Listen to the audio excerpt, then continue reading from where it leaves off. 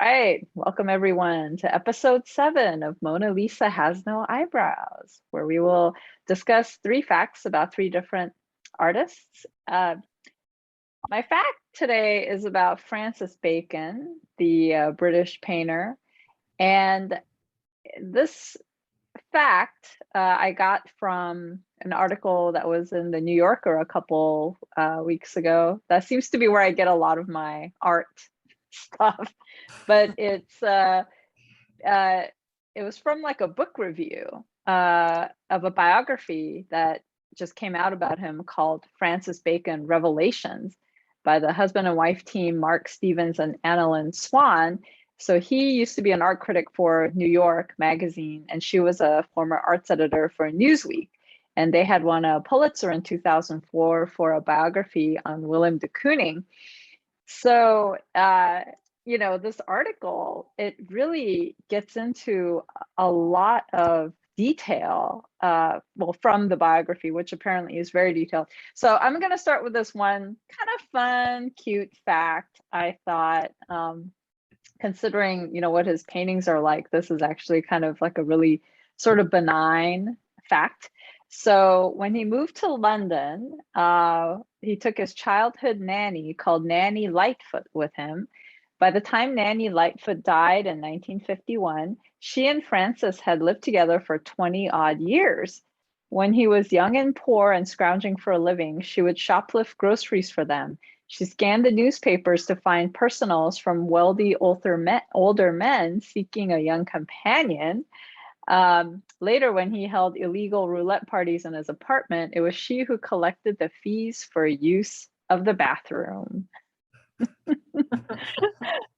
So Nanny Lightfoot, it's just one of those like weird little facts as I'm reading this article, just kind of stopped me in my tracks. And, he had a nanny and she lived with them in London for decades.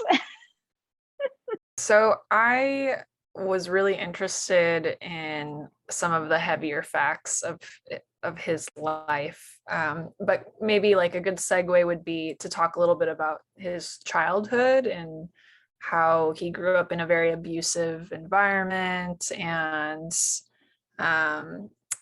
he, like, from my understanding, he tried out art at an earlier age, didn't really get into it, and then later revisited the passion, and it ended up coming to a fruition. Obviously, like, we know his name today and he's had retrospective and all this, but I thought it was really interesting how a lot of the facts that stuck out to me were based from his abusive childhood, where you would see the cycle come up again and again with his relationships.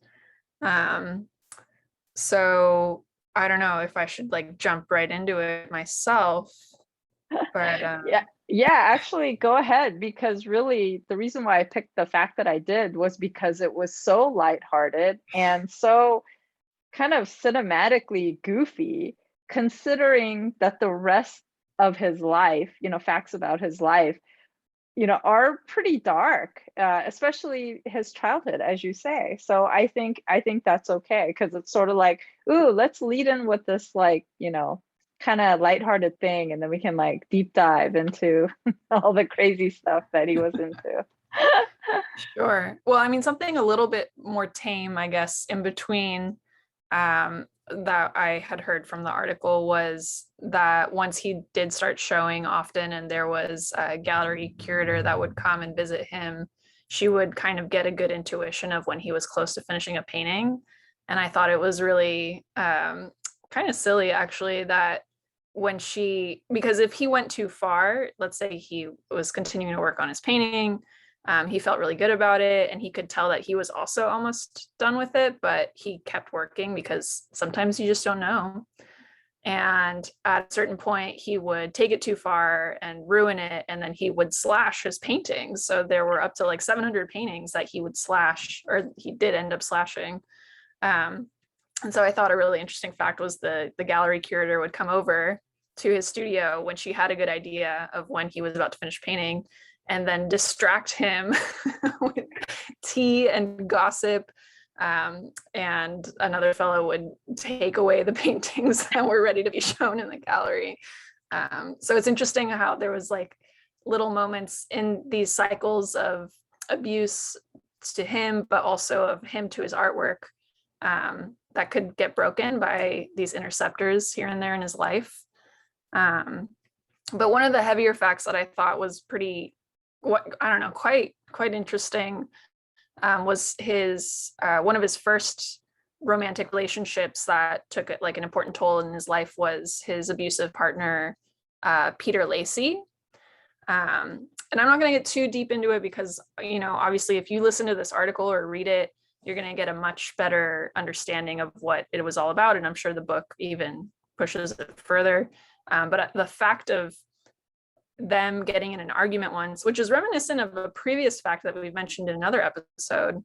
They had gotten into an argument and his abusive partner, Peter Lacey, actually threw him out of a window. But because they were both alcoholics and they had a lot of alcohol in their system, Francis actually survived the fall because he was so relaxed from having been drunk. So I'll just mention that. And I have another, but I don't know. I feel like I've spoken enough at this point. So yeah, it's kind of, I find that kind of funny. That's interesting. It's like kind of like lighthearted and then sort of darker sort of facts. So I kind of had the same thing, which is kind of interesting. So I'll start with potentially the sort of darker fact. It might be something like that.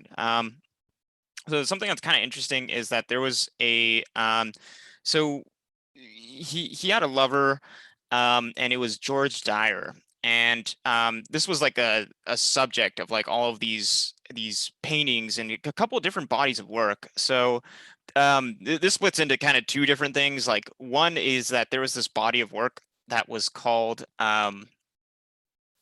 I think it was like Three Figures in a Room. And it was essentially, it was these three sort of forms. They were like humanistic forms, like, and they kind of have this sort of like interesting sort of composition, I'll say. And it's a triptych, which I also thought was really cool about Francis Bacon too. Just in general, it's just the triptychs. It's just, like always really cool.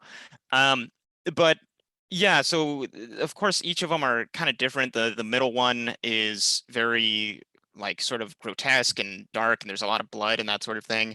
Another one is kind of interesting, where it's kind of like it's two forms, two human forms having sex, and then someone catching them. So it's sort of like interesting kind of thing. So from that, apparently this is actually a motif taken from a Matisse painting. So I thought that was really interesting. The Matisse painting is, I believe it's Bathers with a Turtle. I believe that's what it's called, Bathers with a Turtle. And it's just three forms, but on one canvas, and they're kind of in a similar sort of motif, I guess, like a sort of composition, we can call it. So I thought that was kind of interesting.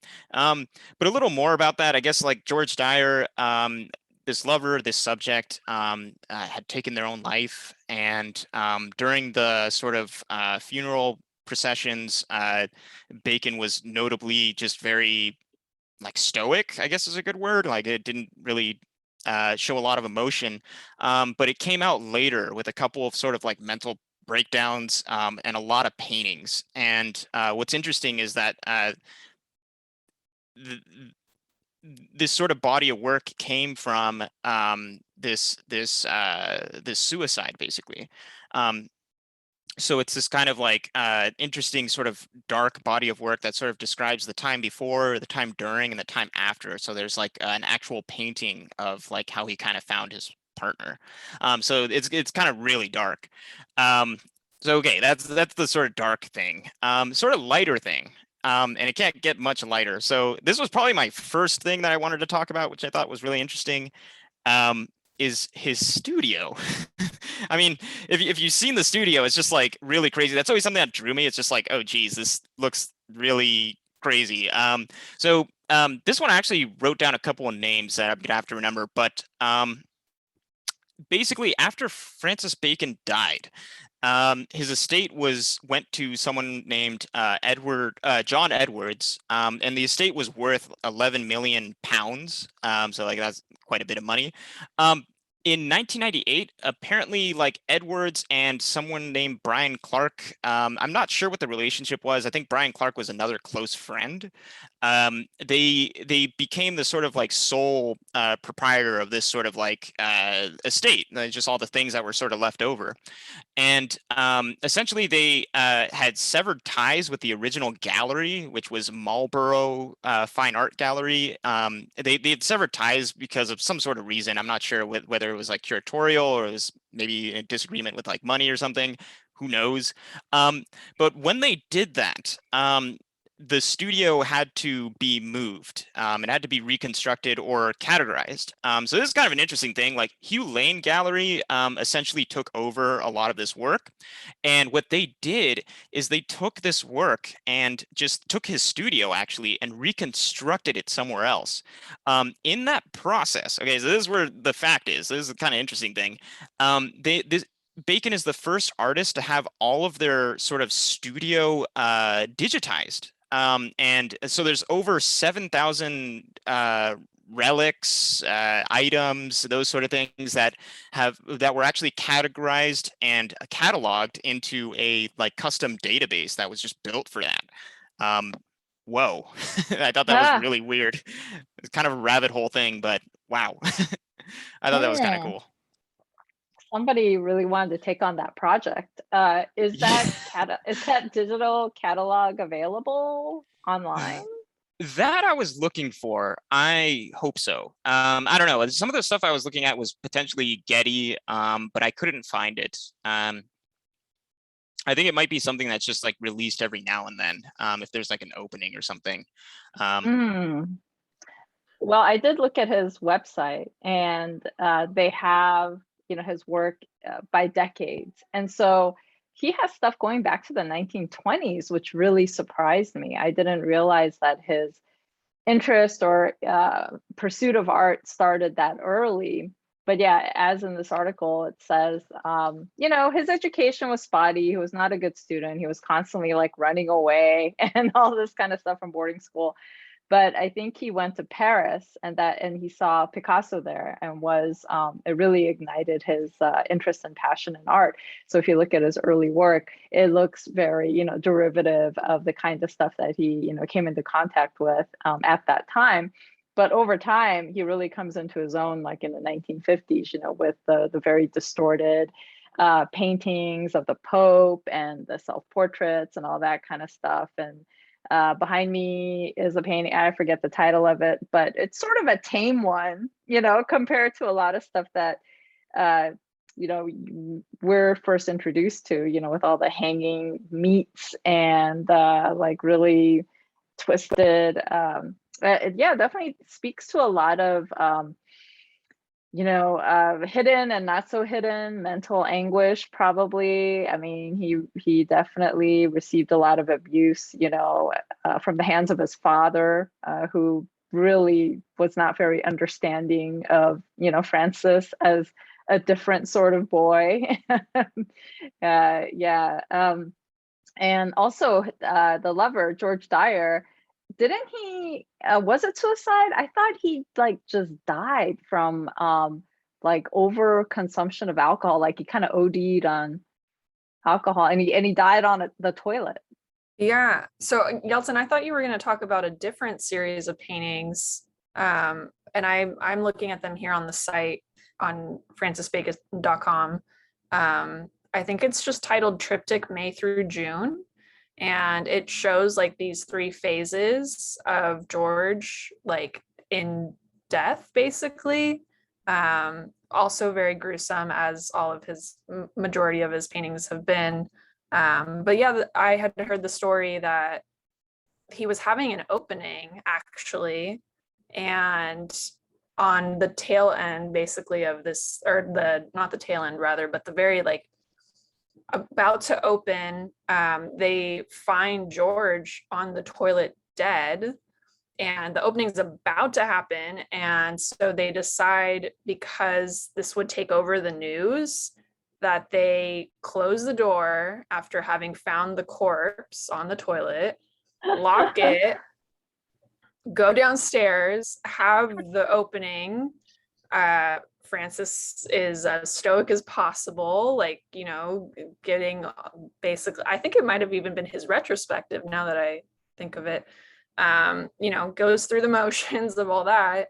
And then the next day they go and unlock the door and then go ahead and proceed and announce the story and all that. But the paintings are quite, I don't know.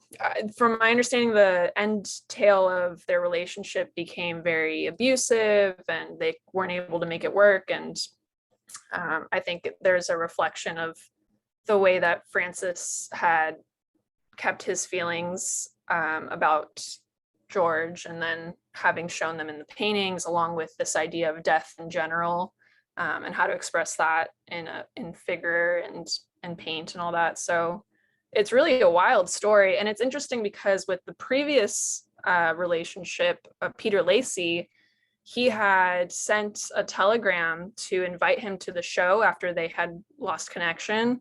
And he received a message back saying, oh, he had just died a day previously. So it's a lot of these really sad, you know, moments that of reaching back out or trying to make a connection with a relationship that was really near and dear, and then having found out that that person has passed. And I think, again, it reflects in the work. So it's quite, yeah, it's quite interesting. Huh. So did you guys read about how he met George Dyer? Like yeah. he had actually broken into Francis's place to rob it, and he got caught, I guess, by Francis. He came home, and then they're like, hey, and then they got together, and they were together for quite a while, like a really long time, I think. But it was a very tumultuous relationship from all accounts, and ended sadly. And with all the crazy amount of alcohol abuse, you know, that Francis perpetrated on himself, it's like, I'm amazed he lived into his 80s. It was like 86, something like that. Pretty crazy. Yeah. I always think it's just so insane where you hear about these artists that are, you know, taking drugs and drinking and just continuing to prosper. And then you hear of this one other person that has never had a drink, never smoked a cigarette, and then all of a sudden they have cancer. And it's like, what is what is happening here? It's so crazy. Is it fate? Like, I don't know. It's just so odd to think about. So, you know, Francis Bacon's work, you know, was definitely, I can't say was one of my favorites, you know, because it is so shocking and unpleasant, and it, you know, goes into some really dark places of human psyche and experience. But having read this article, it's like, oh my God, now I got to read this biography, and I got to read the William de Kooning biography. Yeah, definitely. Yeah, because apparently they do say that they are very detailed oriented. So it says here, it is enormously detailed. We get the details, and the details. When some friends come to visit Bacon in Monte Carlo and go off on a side trip without him, we hear about their side trip. When he pays for his brother-in-law's funeral, we learn how much the bill came to. We're told about the business of art, prices, taxes, exhibitions, catalogs, catalog essays, shop talk that many art books are too high-minded to get into. So I'm very curious now. Like, I want to know these details. Yeah, Maybe we'll learn. Yeah, maybe we'll learn something about the business of art. Perhaps. May, do you want to talk about your guy? My fact is about Arthur Felig, who is also known as Weegee, the crime street photographer. He was known for his name Weegee and was a photographer and photojournalist known for his stark black and white street photography in New York City.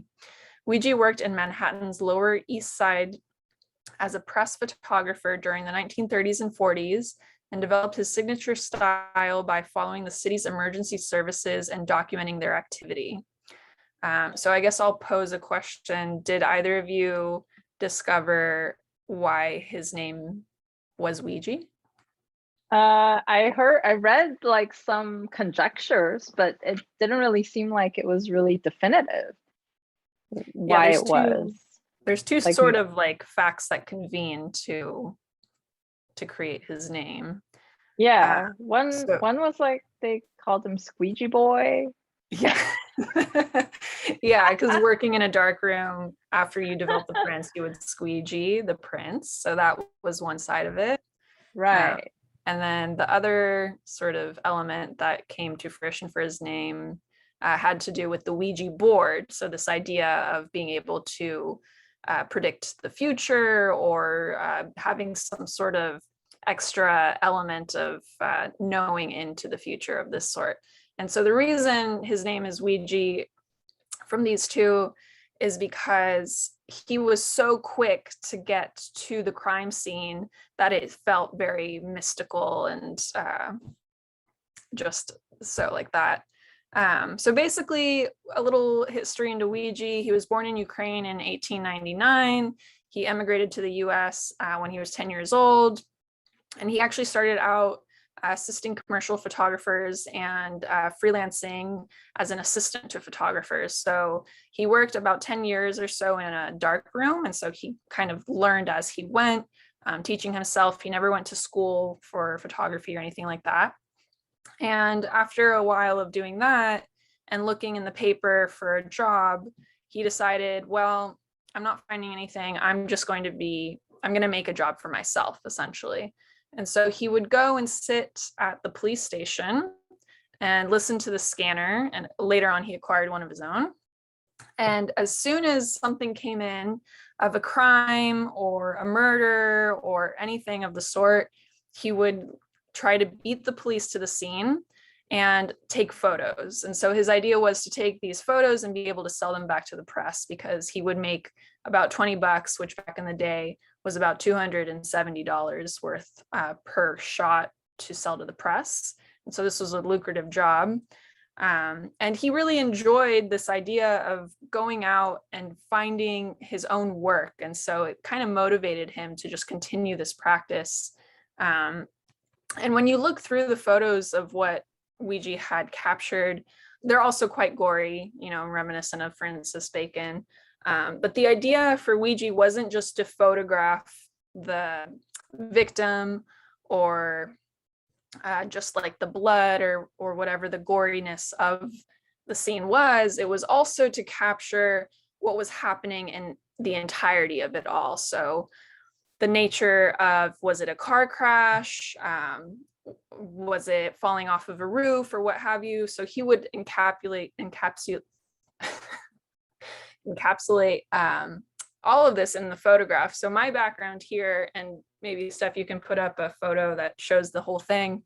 At the bottom, there's a murder victim right in the doorway, and you can already see the police are there taking photos and writing notes and whatnot. But then there's a ton of people on the balcony seeing what's happening. And it's really interesting because he titled this photo, I think it was Murder with a Balcony View. So it's kind of like this idea of not just capturing, again, the scene itself, the crime scene itself, but also the onlookers, and really telling a full story, because anyone could just walk up to the body back in those days and take this photo. But for Weegee, he wanted to tell the full picture of what was going on in one shot. And so he used a speed graphic 4x5 camera with a flash, and he only had it set to one setting, so he wouldn't be able to really change the aperture of anything. And so part of his sort of repertoire was how quick and how knowing the intuition of when to take the shot, where to stand, how to set up the composition, all went into his picture making practice. So I first learned about him in community college, I believe, from one of my photo professors, and she was really enthralled by his work. And he actually had a show up at Mocha in downtown LA. And so I went and actually saw some of his pictures at the exhibition, which was really, at first, quite shocking, because you're not really expecting to see the goriness of a crime scene. But his archive is really, really interesting, and I recommend looking through it. Well, so what you were saying about him capturing like the onlookers, so I kind of followed some links, and there was like a photographer who did like a blog post or something about, great photo tips, from the master Weegee or something like that. And one of the things was, tips was look behind you, meaning, yes, there is like an event going on, whatever that is, like a fire, a parade, a murder. But sometimes when you take a shot of the onlookers, the audience, sometimes it makes the actual event like more interesting, or like a deeper insight into like what is happening because of the people's reaction to it. And I guess Weegee told this one editor, like, hey, you were supposed to take a picture of this burning building. And he's like, all the burning buildings look the same, but look at the people looking at the, the fire. It's like, that's what's interesting. Exactly. So this guy was a character. I mean, so many things about him, right? Like how his voice was the inspiration for Peter Sellers' Dr. Strangelove. Yeah. In that movie, he has like this really weird Eastern European accent. And also, what I didn't really know too much about Weegee. I feel like I had heard of him before, seen his work, but when I read the part where he said he would go to crime scenes and he would just be there, it made me think about that movie Nightcrawler with Jake Gyllenhaal. And sure enough, at the bottom of the Wikipedia thing, it says, in popular culture, the character for Nightcrawler was based on Weegee, which totally makes sense. So yeah, those are some interesting facts that I found. Well, of course, the name Weegee, of course, the radio or supposed potential paranormal knowing about crime scenes. Apparently that radio was installed in his car, and it was like they permitted it, so that was like a random thing. Although something that really interested me was this body of work called Distortions. So this was kind of an interesting one. This one called Distortions. He moved to Hollywood in 1974, and he stayed there for about 5 years, making this sort of body of work that was experimental, and I was really into that. So it was a wide range of subjects, from like I think like I want to say Fidel Castro to Salvador Dali, the Taj Mahal. So there's just a couple of different things. It's so random, just all these different things. Although it wasn't just that, it was just like the way of sort of producing these images. He invented a system by which he would affix a kaleidoscope at the end of his camera lens, or use it to replace the camera lens, by letting the refractive designs multiply what a camera would have ordinarily recorded in a single image. So that's just the quote.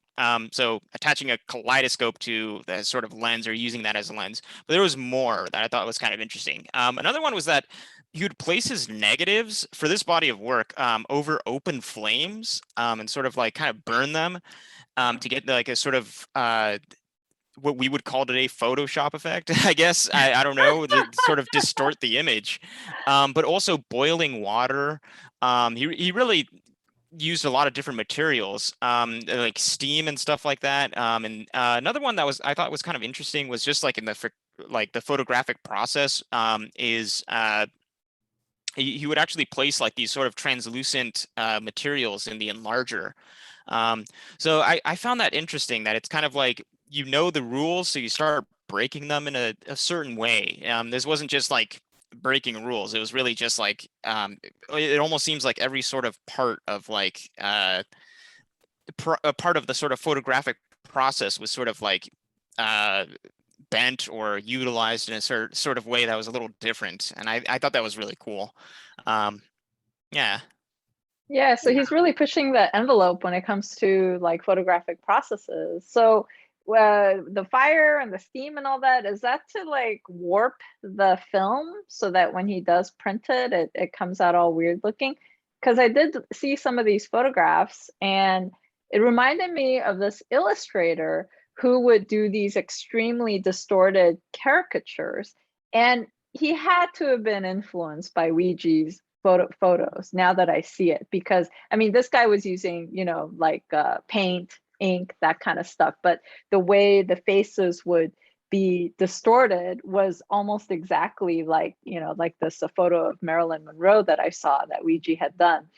And it's like I don't know if you guys remember a movie. Well, you guys are way too young. A movie called Bulworth in like the 90s with Warren Beatty and Halle Berry. Anyway, it's not a very good movie. But the poster that this illustrator did for that movie, you know, that kind of look is there. Yeah, it's interesting because, Photoshop, and also in relating to how, we didn't have instant photography back in the day. So it was all about knowing how to use the camera. And then something that I didn't bring up that I think is also quite creative, and I can't think of the word right now, but the fact that Weegee basically set up a dark room in his car was like mind blowing to me. Like he was so speedy, and that was a big thing about about his whole shtick, is to be speedy. And so I have a quote here from him that I'll read right now. So, news photography teaches you to think fast, to be sure of yourself, self-confident when you go out on a story. You don't go back for another sitting, you gotta get it. So his whole deal was just like, you got to know what you're doing. You have to be, going for it. You have to be confident in yourself. And with that, you will succeed. And I think that Weegee is just a really great story to be inspired by for all that. Yeah, but I mean, obviously this guy has a ton of innate talent, it's like, and due to the limitations of the equipment of the time, I was reading about how that camera setup he had, the viewfinder is not very accurate. So over time, he must have gotten used to, he's never going to know exactly what he's going to get, but he must have a certain sense, after developing so many photos and realizing, oh, this side's getting cut off or whatever. But yeah, that kind of imperfect and very like limiting equipment sometimes can be a creative help to what you're doing, I think. And like you said, he's like so instinctive, right, about his, like how he works and the kind of images that he wants to capture. So just a really, really cool, interesting dude. I also have one more fact that maybe kind of ties in with what Yeltsin had mentioned about Francis Bacon's studio. So they actually also replicated Weegee's studio for one of his retrospectives, I believe, later on, or I'm not sure. That might not be correct information, but they had gone into a studio and they had recognized that. So another quote here. One of the things that is extraordinary in the Weegee archive is that there are over 1,500 self-portraits of Weegee, says Brian Wallace, chief curator of the ICP and the curator of this exhibition. Oh, I have a link, I can send it to you. In this room, there are a lot of pictures of him posing with evidence and with other criminals, styling himself as a hard-boiled detective who is on the case. So it was pretty cool to just kind of get a little bit of insight into his studio in this sense of, he took a lot of self-portraits too. So he thought quite highly of himself through his whole life. Yeah. I'm not surprised. I hadn't heard about the self-portrait thing, but he's a hustler. He wasn't above staging photographs either for an right. That's right. shot. Yeah. There was that one famous shot of these two elderly rich ladies coming out of the opera or something, and like a bag lady looking at them. But apparently that scene was set up. So he's a showman. He has a very theatrical bent, and I think toward the end of his life, he was actually making some movies himself, like short films and stuff like that. All right, Yeltsin, you're up. All right. So today I bring us Pablo Helguera. I think somehow that's not working. Right. So who is this? Or maybe I'll just talk about why or how. So I actually read his book, The Education for Socially Engaged Art. It's basically this idea of how to get art to potentially people who have no idea what art is, or maybe even contemporary art. So it's this kind of so socially engaged art is this sort of like blend between, I guess, somewhere in between education, performance, and probably some other things. That's just to kind of prime the surface a little bit. But a quick bio on Pablo Helguera. Born in Mexico City, 1970, is a New York-based artist. I'm reading this right off the sort of website. I thought it was really good. And working artist in installation, sculpture, photography, drawing, socially engaged art, performance, and a few other mediums. So his work focuses in a variety of topics, sort of like history, pedagogy, which is sort of like just educational theory, and just a couple of other sort of things that are pretty interesting, and in a lot of different formats. So like there's a lot of writing that happens, a lot of drawing, quite a bit of performance, and just I don't know, it's kind of everywhere, which is kind of interesting to me. So interesting art fact, and probably the biggest one about this artist. What he did was he did this project called the School of Panamerican Unrest. I heard about this project as well a long time ago, and then now it kind of like circles back as I read this book and stuff. But what it was essentially it was this project that was kicked off by a sort of like ceremony in New York, and it started in Alaska, and it traveled all the way down. It was this sort of it was a series of, I believe, 30 performances. That's what he says on his website. Wikipedia says 28. So there's a little bit of discrepancy there. I'm not sure which one. 30 performances, 30 sort of events, 30 sort of dialogue sequences to sort of like that and it travels down sort of the western coast of the United States. So it went from like sort of Alaska all the way down through Washington, California, Oregon, and through Mexico, through Central America, and all the way down to Tierra del Fuego in Chile, actually, which is kind of an interesting place. I kind of took like a Google Maps spin around in that area. I've never visited, but I'd like to. It's kind of interesting. It's very temperate, cold climate, I guess. So it's just kind of like this sort of project that takes you from one place to another. It spans from like this sort of continents, and it kind of brings together sort of dialogue and education to potentially places that don't have that sort of thing, or potentially places that maybe it's not highlighted as like a place to have like a sort of like series of talks and that sort of thing. So there's a YouTube channel. It was documented. I think that's like a big part of his book, is that like you should document when you do stuff like that, because or else of course other people won't know that it ever happened, and other people can learn from it. So there's a lot of that sort of thing. So yeah, so that was one fact. In that sort of YouTube video, there was like another sort of fact in there that was kind of interesting. But I'll Stephanie, maybe take it away from there, I guess. So I did start watching, the documentary. I watched like the first couple of episodes, and they've only really made it down to, I mean, not very far. So this is like a long process. And I saw the part where he was talking to that lady in Alaska who's like the last of her who can speak her native language. And then at the end of this journey, he was supposed to talk to someone, in Tierra del Fuego, who's the last of her kind to speak that language. So this is one of these sort of academic projects that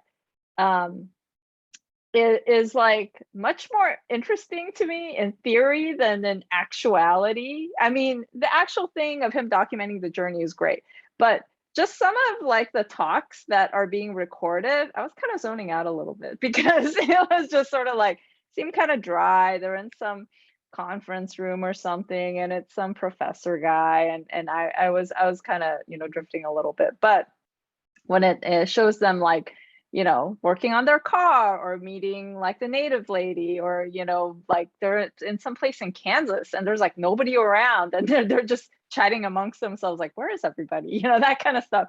That to me was more interesting watch, but that is not the point of his art. And as a matter of fact, I was looking up some stuff on him, and I came across a review of his show back in March 5th of 2015 called Strange Oasis, that happened in Chelsea in New York. So it leads off saying, social practice, a recent term in 2015, developed to describe art projects often staged in distinct communities and concerned with social justice issues, is hard to translate into a gallery in Chelsea. So, which, yeah, like his art is not meant for consumer, consumption. It's very high-minded, it's very academic, it's conceptual. And I mean, it's important. And this Panamerican project, I was really fascinated by it. And I will watch the rest of that documentary. I might fast forward through some of the talks. But so in this particular show, there was this one part that sounded really cool. Apparently there's a game called Vida Vel Regula, Rules of Life, which began in 2013 and is to end in 2097. And includes photographs documenting a project in which some of the participants will presumably outlive the innovator, Mr. Helguera. So stuff like that is really cool. Like, I'm gonna make a piece of art that's gonna outlive me, not like a bronze statue or anything like that, but it's a game, It's just like, wow, it really blows my mind when I hear about people thinking about and using art in such different ways. But he does come from a very academic background, and he is totally immersed in art academia, so it's not surprising, but it's also what makes his art so interesting. So that's what I found out about him.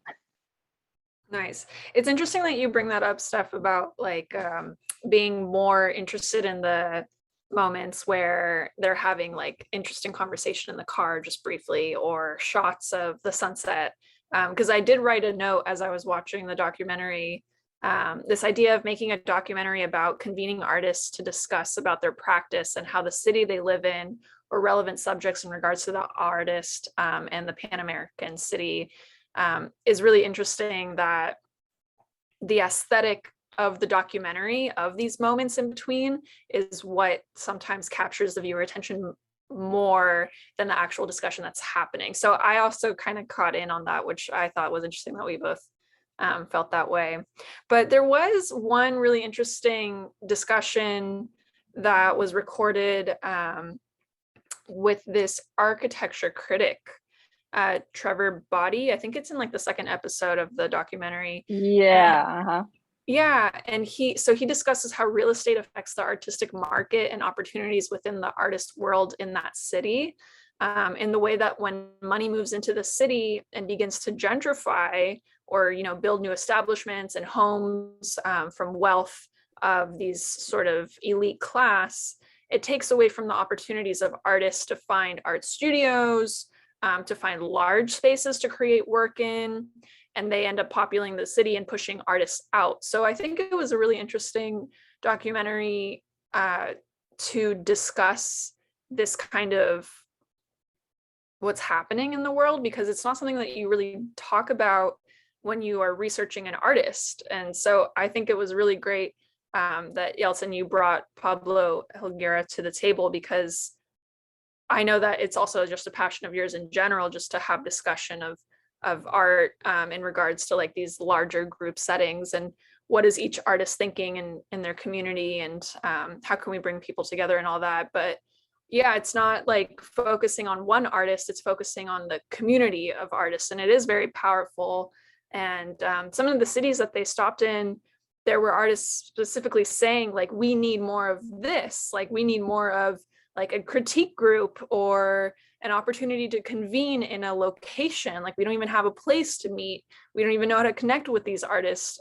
So I think it's really inspiring and really something to look into for ourselves as artists, and also those listening to the podcast as artists and whatnot. to consider these things in the city that you're living in and how you could be a part of that community. Yeah, and the way he and this project, they approach it is, from the bottom up. It's not like, hey, I'm doing this project and it's being like funded by the Guggenheim or something like that. It's like, well, actually, I don't know how it was funded, but it didn't look very flashy. He just has a van and a banner and that kind of stuff. But unfortunately, like, if you want anything to happen, you got to make it happen. You can't just sit around waiting for people to get stuff together for you. And I think that's kind of the spirit behind this podcast, and also groups like Art Clout and Studio 115 and other art projects that you guys are involved in as well, right? Because opportunities from the top down come by so rarely, and to like a very small group of people. It's kind of like, what about the rest of us? And yeah, that real estate thing was totally real, and it's been going on forever. I think about New York and Soho in the 70s when artists took over all these abandoned buildings. It was dangerous, nobody wanted to live there, but they turned it into something cool, and then started getting co-opted by wealthier people, corporations, and now it's basically like a shopping mall, outdoor shopping mall. And the same thing sort of happening to Chelsea. And yeah, and then what happened here in LA with Bergamot Station, right? And all the artists and places that had their studios there, all of a sudden, they could just get kicked out. And also downtown LA and all over everywhere. I mean, to the point where now a lot of LA artists are moving out to Joshua Tree and the desert, which before it's like, nothing's happening out there, but enough people move out there and all of a sudden it's an art mecca, so so real estate prices are rising in the desert as well because of that. So that's a real issue. I think what's interesting about the sort of like socially engaged art, it's a new form of art with that sort of term that's been coined. It's also kind of consumed people who weren't artists. Off the top of my head, I can't remember. I forget who, but there was like someone who they went to the public works and they like cleaned steps. They went and met like every sort of like person in the city that worked in waste disposal, and like they like the work was like very it was documented, and it was very like I'm gonna say it's like it's not art. I mean, it's not very like artistic in the standard of like sort of like aesthetics and those sort of things that we would kind of judge it by. But I guess in the realm of like sort of socially engaged art, it got consumed into that and turned into art once the definition was made. So I think that's something that's kind of interesting, that like there's a lot of things that kind of hang in between art, education, and just maybe community, the way people just are in general. And somehow we have attempted to sort of coin a term to sort of bridge it all together. And I think that's, I don't know, it's something that's kind of interesting. I know that he also specifically is kind of like a cornerstone in the sort of like public practice graduate program in Portland. So that like there's like a couple of sort of like people have kind of like regarded a couple of different programs over this, which is like kind of far and in between as well, which is also interesting. Yeah, pedagogy. I think it's really cool. Yeah, I also highly recommend his book too. He also makes a ton of comics. There's just a bunch of comics that are also really funny. So those are worth looking into as well. I think those are pretty cool. That was going to be my background picture, but it was a little vague. It was a little vague and off from the from the subject a bit, but I thought it was cool. I was just gonna say, I also found this blog website of his called Beautiful Eccentrics, where he just writes articles about his thoughts of different themes. There was one that I was reading see if I can find it really quick. But it was basically about like studio practice and this idea, or sorry, not studio practice, but studio visits.